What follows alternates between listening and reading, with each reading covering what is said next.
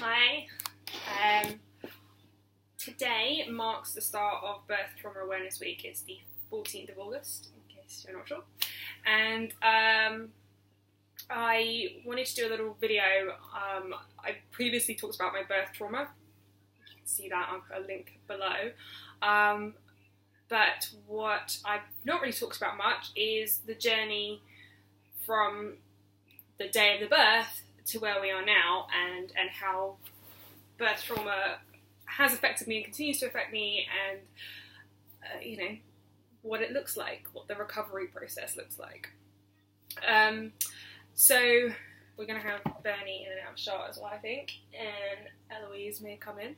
Eloise, who kickstarted this whole thing with me. So after Eloise was born, we had to be in hospital for a week because she had strep B, and we had to make sure that she was completely better. Something that I haven't talked about much about in regards to the trauma that she and I went through is that it really affected my ability to bond with her. And in the hospital, she was just kind of like in the little cot next to me, but I didn't really interact with her much. I didn't really want to pick her up, which is very strange because when my son Rufus was born, all I wanted to do was pick him up, hug him, squeeze him, and I didn't have that with her, and that feeling of bonding didn't really come into play until she was quite a lot older. So even once we got home, she wasn't really a big part of, I don't know, it just didn't feel right. We didn't connect. I didn't feel like she belonged to me. It was a very strange feeling. I can't really describe it, but it was very much like she wasn't mine, and that she wasn't meant to be here, and that I wasn't meant to be the person looking after her. And that was awful because, growing up, I had always imagined myself being a mum. I'd always imagined myself having a little girl. And I think when you are that way inclined, you do then start to imagine what that relationship will be like. Now, of course, you tend to imagine the later things, picking out their wedding dress, or, helping them through their first period or their first breakup with a boy, or whatever it is. You picture those moments, don't you? And sort of having that iconic mother-daughter relationship, and of course you don't have that when they're a baby because they're a baby, so it's different, but you do imagine that you will just be like intrinsically bonded, and then when I didn't have that for the reasons that I've talked about previously, it was heartbreaking. So there were so many different layers to the trauma and to what then contributed to my postnatal depression.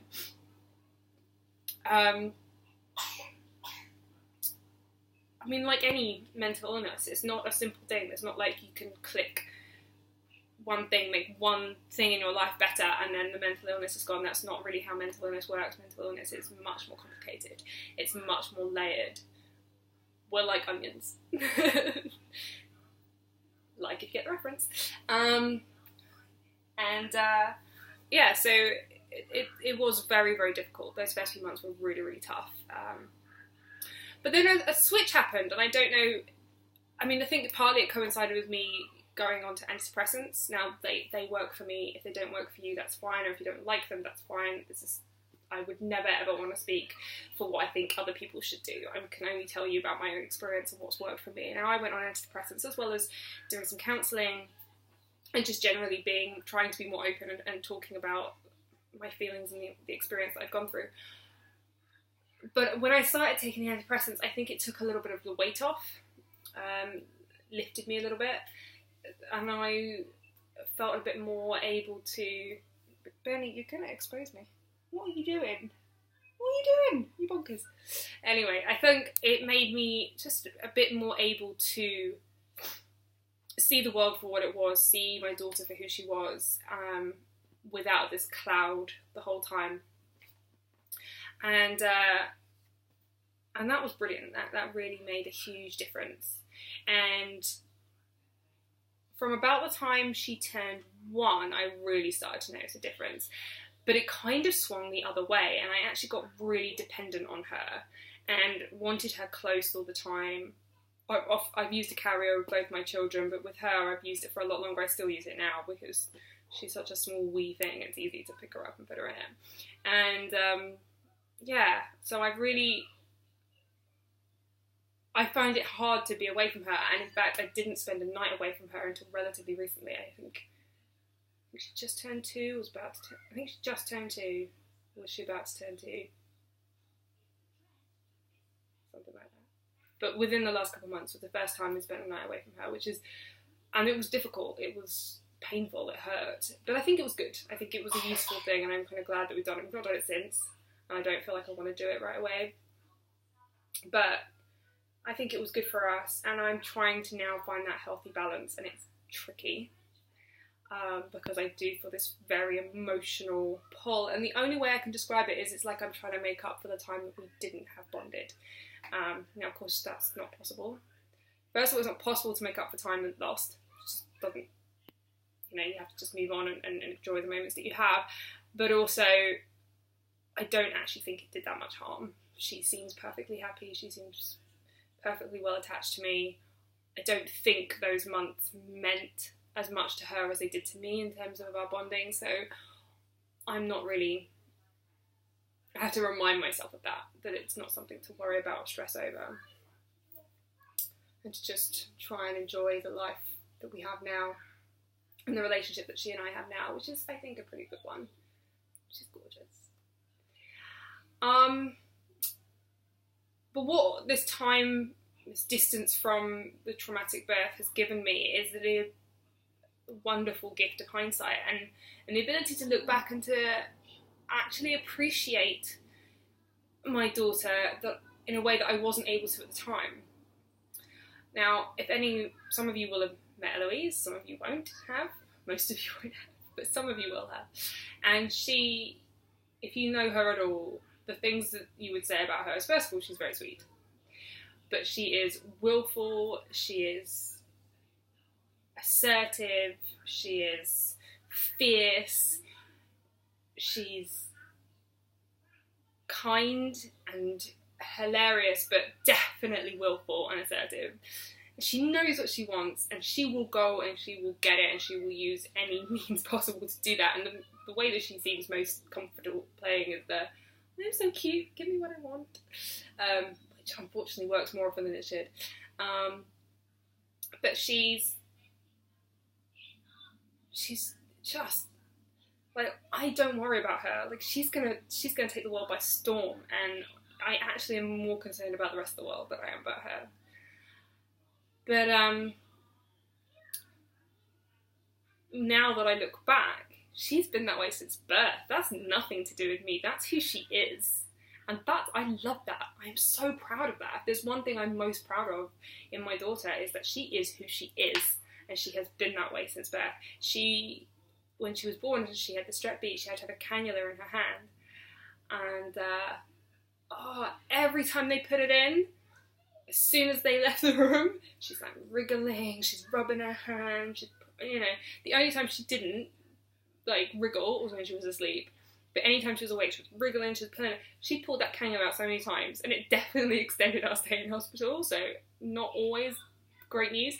But she was just, she was not going to keep that in. She was like, no, I don't like it, it's not comfortable, get it out of me. And she doesn't. And she's, she's like that today. She's recently decided that she's got a fear of buttons. Apparently it's a common thing. Who knew? And so, I'm wearing this top today, and it's got like, a few buttons. They're really small, they're really kind of inoffensive, you would think, but nope. Will she give me a cuddle? Nope. Will she be carried on my front? Nope. We've had to change out a load of her clothes because she won't wear trousers with buttons. The jeans are out unless they've got an elasticated waist. She won't wear dresses that have got buttons down the front. You can get away with buttons on the back. If she can't see them, you can get away with it. I've figured this out. so some things have managed to stay, but yeah, we've had to overhaul her whole wardrobe because of that. But she, and you got to pick your battles. Am I going to battle her over eating an apple, or am I going to battle her over buttons? Do you know what I mean? I'd rather her eat an apple, more important than trying to make her wear a shirt with buttons. So, it is what it is. But yeah, she's amazing, and I'm so proud of her, and I'm so looking forward to seeing what life becomes. But I think it's important here to also talk about how birth trauma affects everybody else in the family as well, not just the people that are at the centre of it. It's definitely affected my husband. He is incredibly supportive and understanding and kind and generous, but it's tough on him. He has to, help me with the kids when I'm falling apart because I'm reliving something or, processing emotion that I haven't yet dealt with in terms of, in regards to the birth itself. And he does that, and he is there for me every step of the way, and he must have been traumatised. He watched his little girl be taken out of the room and put into the NICU. I mean, I think the reason that it was a slightly easier process for him is because he was able to be with her and to follow her and to ask the doctor questions and watch her, have the tests done, and he was there the whole time. So he had never at any one point he never thought that she died. He never had that. That's the one difference, really. But it was definitely hard on him, and he doesn't talk about it much. He has a little bit, but not much. I'm not sure if it follows him as much as it does me, but he's just been so amazing. And it has definitely taken its toll. It's a big emotional ask of him to lift me up as many times as he had to. And I'm so grateful to him. I could not have got through the last 2 years without him at all. No. And, my parents have been amazing as well. They're so supportive and there for me. But without having Nick in the house with me every single night, talking me down when I get worked up and just hugging me when I need it and just understanding, it's just made the world of difference. It really has.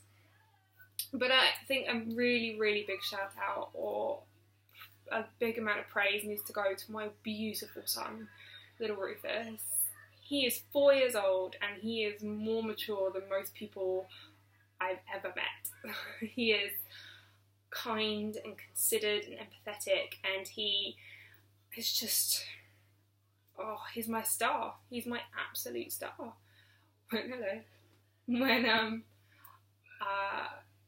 When I was in the worst state, Rufus was there. When I was crying at home and Nick was at work and I didn't know how I was going to get up off the floor, my son, my 2-year-old son at the time, came up behind me and cuddled me and said, "It's going to be okay, Mummy, we're going to be okay." And at no point did he even get, it would have been easy in a child's mind to have blamed this new person in the household for making Mummy sad, because that's an easy equation to do. But he was never horrible to Eloise. He's always been very kind to her. Obviously they fight, their siblings, is what they do, but he's so kind and generous with her, and he's always loved her, and that's never been an issue. But he was so there for me, and like I said, he was 2 years old, and he knew how to just sit next to me on the stairs and put his little head on my shoulder, put his arm around me, and tell me it was going to be okay. And that was the trigger for me actually going and getting help, because I don't want my 2-year-old to have to lift me up. But the fact that he did, and the fact that he still loves me now and doesn't seem to blame me for any of his anxieties, although believe me, I have helped with those. I'm trying not to, and I think he is just that way inclined anyway. But, he's my little prince, and I adore him, and I'm so proud of the boy that he is, and I cannot wait to see the man he becomes. He's just going to be the best. He is the best. He's my son, I'm going to say that. I'm sure your kids are the best too, but I love my boy. I love both my children. I'm a very, very, very lucky lady. I know that, and I appreciate that, and I am grateful for that every single day. But I carry the pain with me. It rears its ugly head every now and then, and I have to deal with that, and I have to accept that that's going to happen, and hopefully it won't happen forever. Hopefully one day I will be beyond this. But I'm a very lucky lady with a huge support system who are wonderful. And I know that there are lots of people out there who will be talking about Birth Trauma Awareness Week this week, or at least I hope they'll be.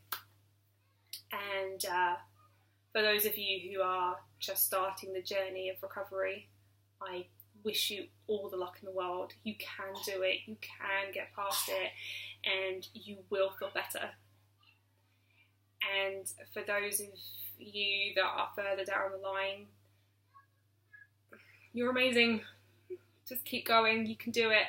And for those of you that are maybe about to have a baby, I know, perhaps worried about these kind of things,